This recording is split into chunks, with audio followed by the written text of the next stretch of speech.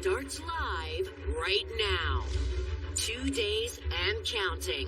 As ballots are tallied in key states that'll decide the election, Joe Biden says he likes the way his numbers are up. When the count is finished, we believe we will be the winners. The Trump team cries foul and starts to lawyer up. We are going to file suit in Pennsylvania. You have 138,000 votes that magically appear that are all 100% Biden votes. You think we're stupid? You think we're fools? And his supporters storm down to the polls with mixed messages about what should happen next.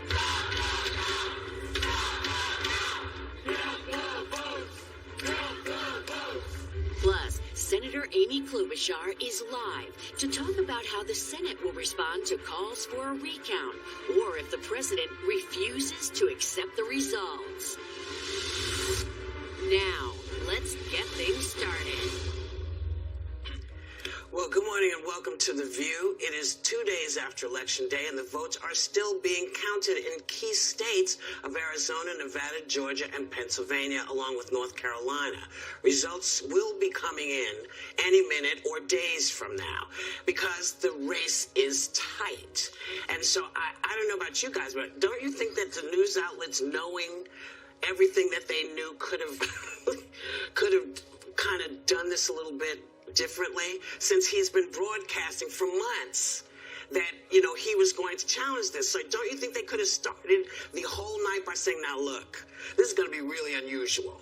This is not going to be like how we do everything else. We're going to have to take this moment by moment. Do you think they could? Do you think somebody could have thought that out maybe a little better, and then people wouldn't be as freaked out or surprised as they seem to be, Joy? What do you think?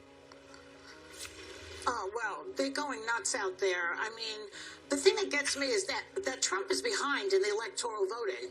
He's behind. I think he has 214 and Joe Biden has 253. And that's just on CNN. On Fox, Joe Biden is even higher. And yet he's yelling, stop the count. That is completely counterintuitive, darling. You're supposed to keep counting when you're behind. But he doesn't know that. It's interesting. I think that the coronavirus has done him in.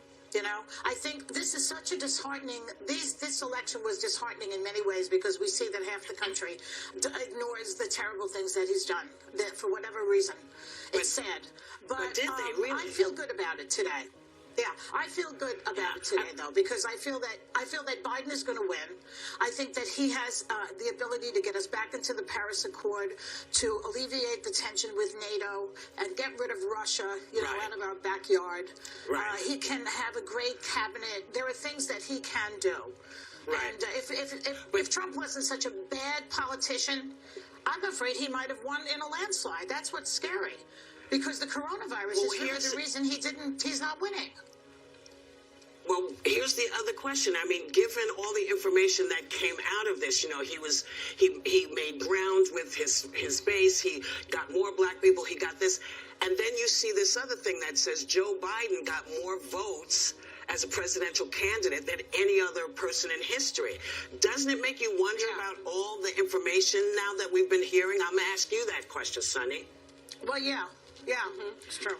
Well, it certainly makes me question the polls, the pollsters, and what you and I have been saying from the very beginning. We don't trust them, and I especially actually don't trust this alleged exit polling of black male voters, because we know that the majority of black votes that are getting counted now were early votes and absentee votes, and so exit polls are notoriously mercurial, notoriously incorrect, and so the notion that the right is pushing that Trump got more black votes, especially more black male votes, is just categorically, I think, incorrect. But the other thing is that I am actually surprised that this race has been so close, not because of the pollsters, but more importantly because of the botched job that this president did. I mean, for the past 4 years, this president has shown us that he is a misogynist, that he is homophobic, that he is racist, and that he mismanaged a coronavirus pandemic to the tune of over 250,000 American deaths.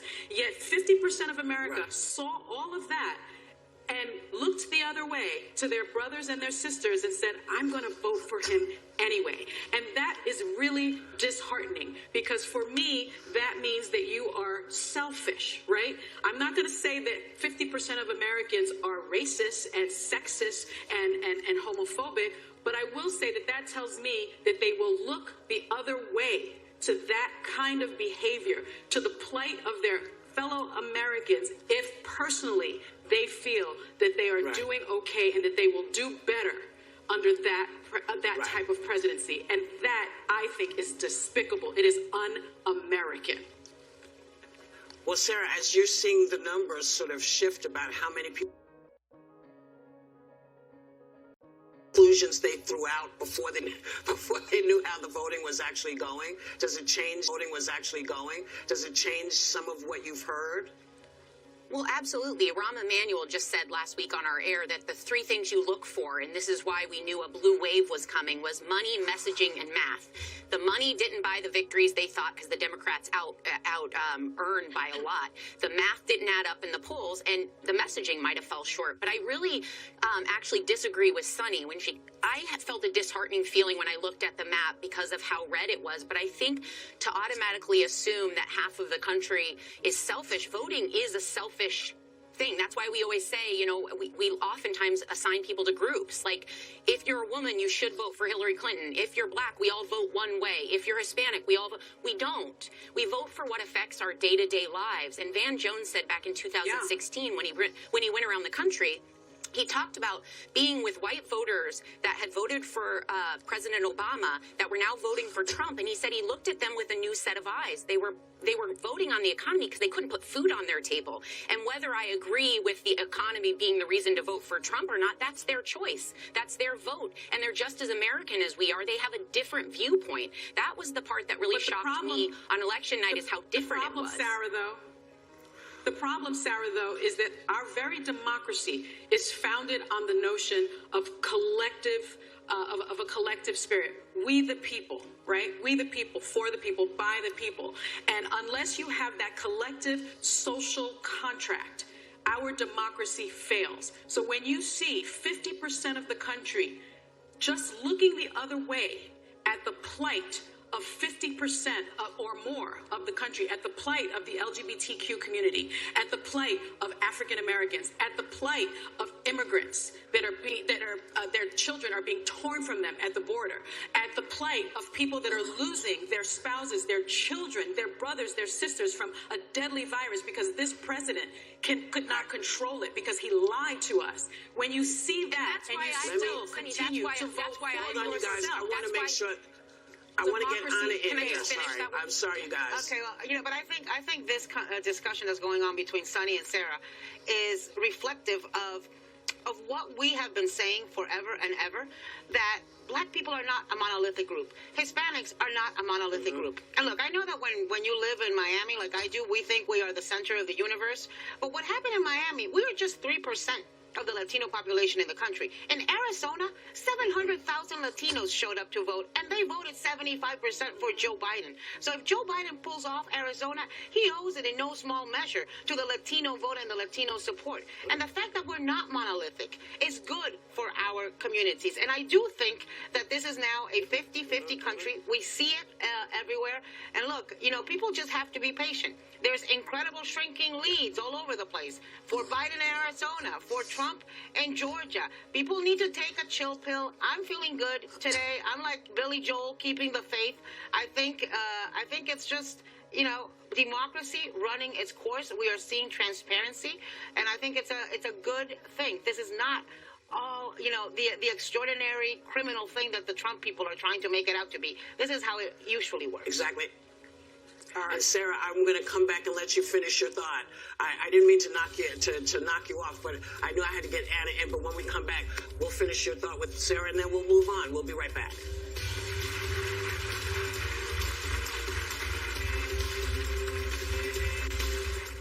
Right now, with so much at stake.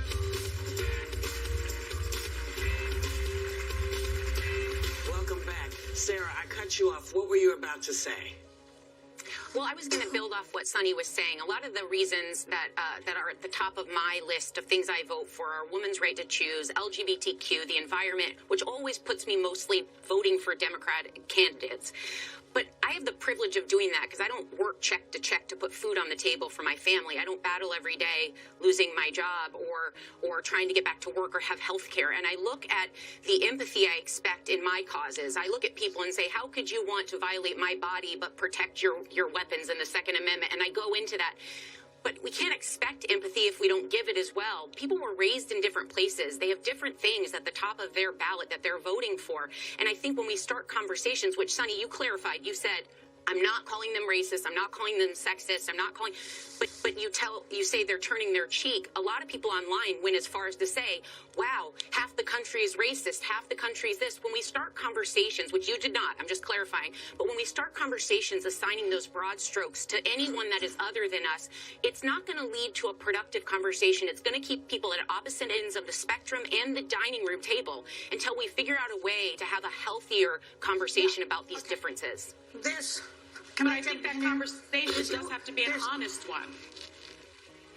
There's no reason to call people names, Sarah. I agree with that. What I don't understand is how the Republican Party has persuaded the working person that you're referring to vote for a party that does nothing for them. A party that stands against unions, for instance. A party that stands against the minimum wage or worker protections. They have been totally brainwashed by the Republicans to think that they're the party that's going to help them, when in fact we have seen evidence that that is not true. So I don't want to call anybody names. What I want people to do is educate yourself about the truth and stop watching these outlets that are lying to you. That's all. Arguably, President Trump. Keep in mind that Sarah's point is right, that different people have different priorities, right? And I want to go back to the Latino vote. Here in Miami, people were, absolutely laser focused on this entire socialism, communism. They're going to turn America into Venezuela. False narrative. In Arizona, it's been people organizing for 10 years against Joe Arpaio and against SB 1070 and what happened there. It didn't happen overnight. And so, what we can't do with any group, women, black people, Hispanics, any group, is paint them with a broad brush stroke. And it is healthy in America for one party not to antagonize them and another party to completely take them for granted. It is healthy when two parties are competing for the support and respect and votes of different groups and demographics. However, I need to say this. Yeah. Go ahead. But this conversation must be honest. I'm not saying that it has to be filled with name-calling, but it cannot be filled with lies. Right. This election showed us what the true character of many Americans is. And again, I'm not saying that if you voted for Trump, that you are a racist, that you are a homophobe, that you are a sexist, that you are against transgender rights. But what I will say is if you voted for Trump, you then did look the other way at the fact that he is not allowing our transgendered brothers and sisters from serving in the military, that he has called people from African countries, that those people are from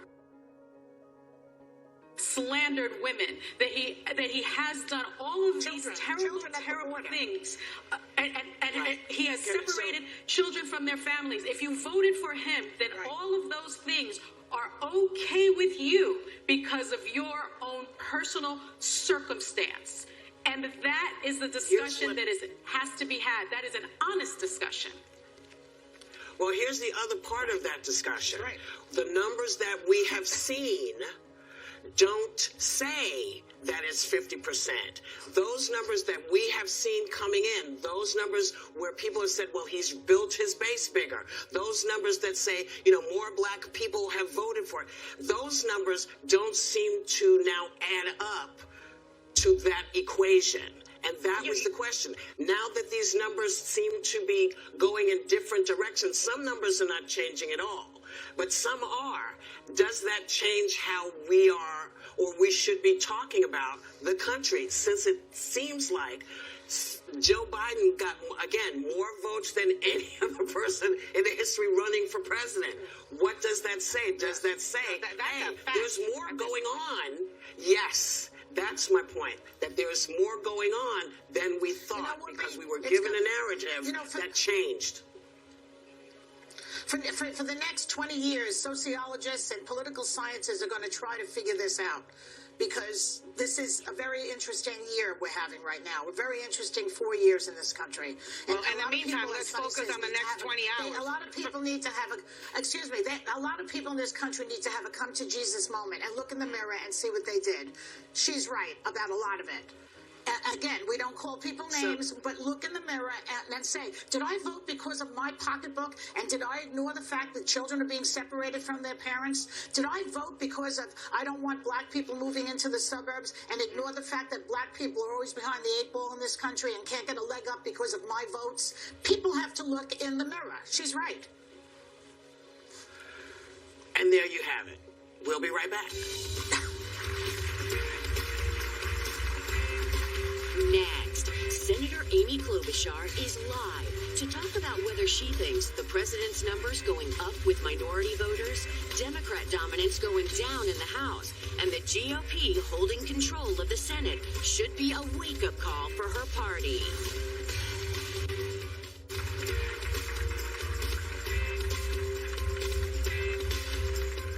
Welcome back. Even though we don't know who the new president is yet, but we do know that Tuesday's election results will have a huge impact on the future of both parties. So joining us now is former presidential candidate, Senator Amy Klobuchar. Hey, welcome back. Welcome back. It's great to be on. So it's great to have you. Now, Joe Biden seems to be ahead right now, but we're waiting for Arizona, Nevada, Georgia, North Carolina, and Pennsylvania to report their election totals. There are so many ballots left to be counted, and we will count them. How are you feeling about the state of the race? I'm feeling really, really good about it, and I've really liked how Joe Biden has handled it since election night, calmly, even though a lot of us don't feel calm. He has been calm. He's shown leadership, and he's basically said, I'm sick of the red and blue states. I'm going to be a president for all of America. And I think it gives us a good insight into how he is going to govern, and that's what we need right now. I'm also really buoyed by the fact that we have the possibility of winning Georgia right now, which I think no one expected. There's like 40,000 some votes. Arizona, which I believe we're going to hang on to the lead there. It just bolsters that argument. And then, of course, Pennsylvania, there's so many votes that haven't been counted, and we predicted this. For anyone watching out there that thinks, what is going on? It's transparent. These are Republican governors in Arizona and Georgia, Democratic governor in Pennsylvania. Doesn't matter. People are counting the votes, and they're doing it like a democracy is supposed to work. And no matter what Donald Trump says, people have to understand we predicted this from the beginning. Pennsylvania and Wisconsin didn't start counting till Election Day. They've always done that, and it's okay that we don't know the results in every state. And Senator, kudos to Stacey Abrams for taking her devastating loss and turning that into mobilization and getting out the vote in Georgia and making sure that people were registered and got out there. But I want to ask you this. President Trump has signaled that he will not accept the results of this election, and his campaign is now suing, I think, Michigan, Pennsylvania, and Georgia, and demanding also a recount, right, in Wisconsin. Mm-hmm. Do these lawsuits have any merit in your view, and how do you think your Republican colleagues like Mitch McConnell will respond to them?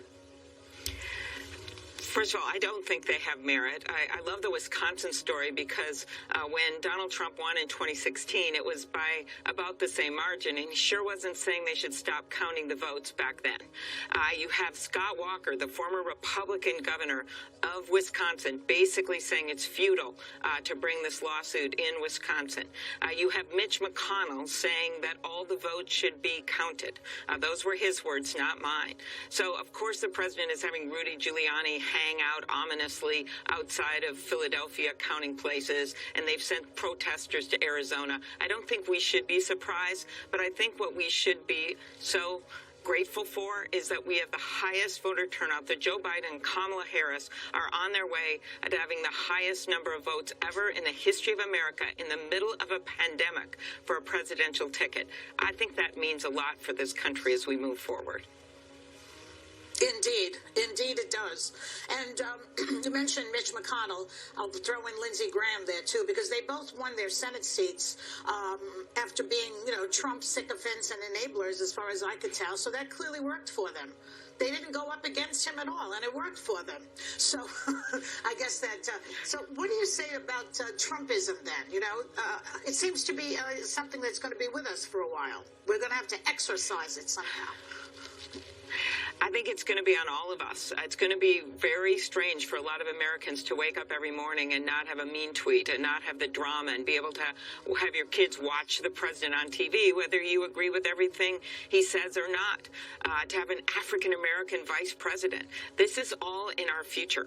And so I think part of this is just stepping back and realizing, as your discussion earlier showed us, there's still a lot of problems in America. There's still racism in America, as Sunny pointed out, but as Sarah pointed out, there's a lot of hopes and dreams of people that have been put on hold because of this pandemic. And one of Joe Biden's burdens, because it was not easy, was to say, look, we've got to do some tough things here. Yeah, you've got to wear masks. Despite how much the president mocked him, he certainly ended up being right. You have to sit 6 feet apart. All of those safety measures that aren't easy, that we know are going to work. And at the same time, he had to make the economic argument. And sure, so for some people out there, some of that got lost because the president owned the White House. And that's the last thing I'll say. And then, there's a huge advantage when you're in the White House. Only 3 times before this has a challenger presidential candidate beaten an incumbent. And no one has used the White House like Trump. I mean, remember during the convention, I said, get off our lawn, okay? Yeah. He literally used the White House as a prop throughout this convention. And the fact that we are doing so well and on the cusp of winning the White House through all of this, I still think you have to take a moment and say, yes, thank God, but also say this was a team effort and we have to spend a few minutes celebrating before we go on to all of the challenges ahead. Sarah. I am not able to hear you right now, Senator Byrd. I want to ask you my question. Polling made many Democrats think that Trump was losing support, but he was actually able to grow his base with every demographic except white men, which means his numbers with Black and Latino voters went up. Now, some believe that just like in 2016, Democrats don't have a great understanding of who these Trump supporters are and the issues they really care about. How can the party do a better job at understanding the issues that are dividing us? Well, clearly there's work to be done. We were just talking about Florida and what happened in Miami with those voters, even though in Arizona we saw, Joe Biden wouldn't be winning right now if it wasn't for Hispanic voters. But clearly more has to be done. I would focus a lot on economics, Sarah. Small businesses, 800 have been lost a day since the pandemic began.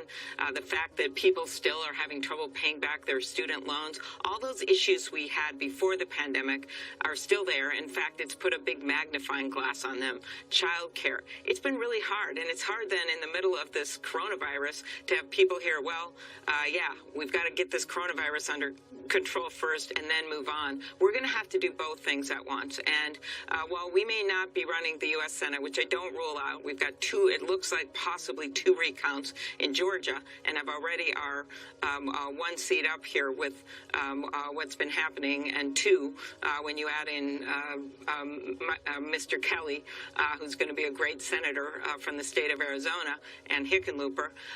We have got to focus on the economics for people in their everyday lives, as well as their health care, as well as immigration reform, so many of these issues. And I'm just excited to get back to work.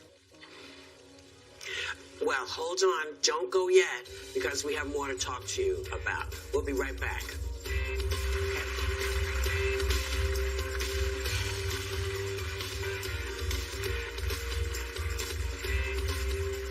We're back with Senator Amy Klobuchar. Anna. Senator, there's been a lot of focus and a lot of talk about how Trump has done better with Latinos, has done better with African Americans.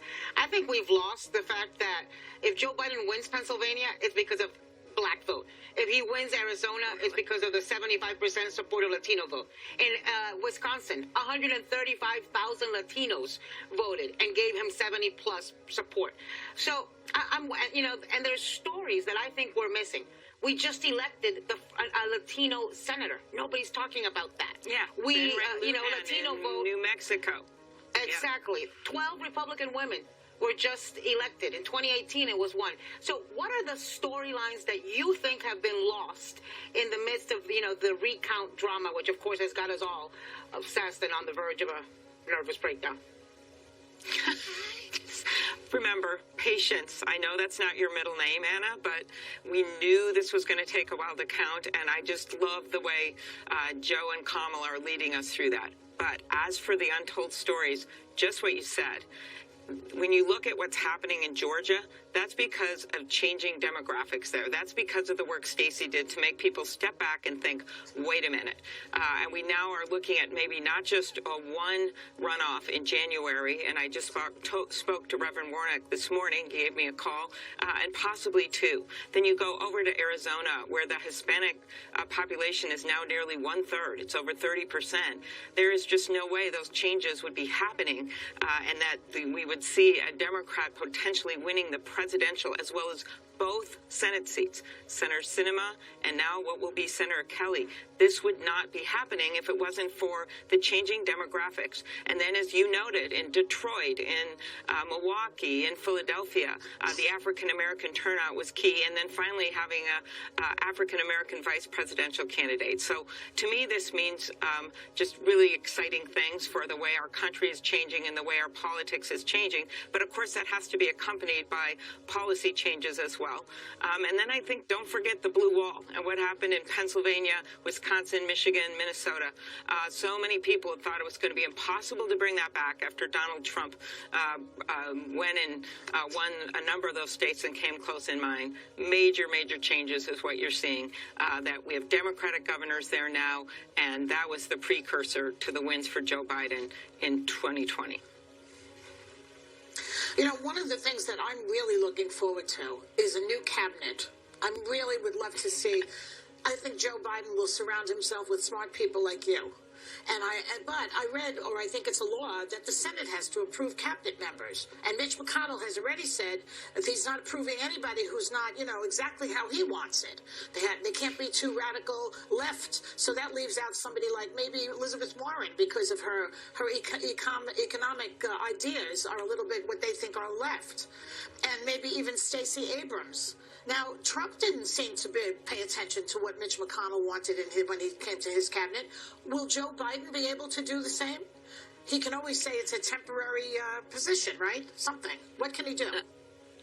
Okay, my first answer is oxygen first on the White House. We have to win the presidential, so I'm really focused on that. The second thing is Joe Biden. We're going to win. Okay, good. But we have to win. Secondly, you've got a incoming president in Joe Biden who's historically worked well across the aisle, and he is going to have to be able to work with the Republicans in the Senate as well as Democrats to come up with the best cabinet he can. And there are so many good people out there that can serve in the cabinet. I personally love my job in the Senate right now. I'm the lead Democrat on the Rules Committee, which has jurisdiction over elections, and we have a lot of work to do there.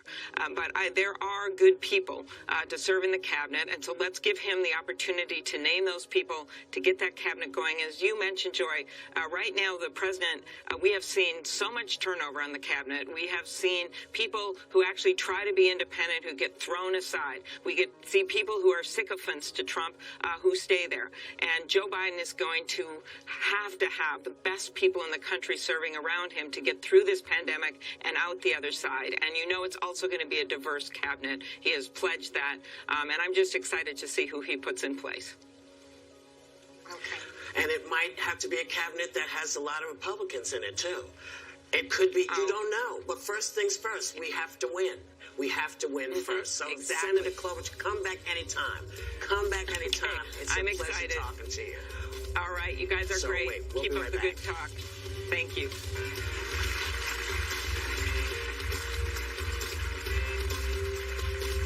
Well, welcome back. since Americans are dealing with extreme election anxiety on top of pandemic anxiety, they're doing a variety of different things to cope with all the stress. So before, I guess, we tell you what they're doing, what are y'all doing? Sarah, what are you doing to cope with all of this?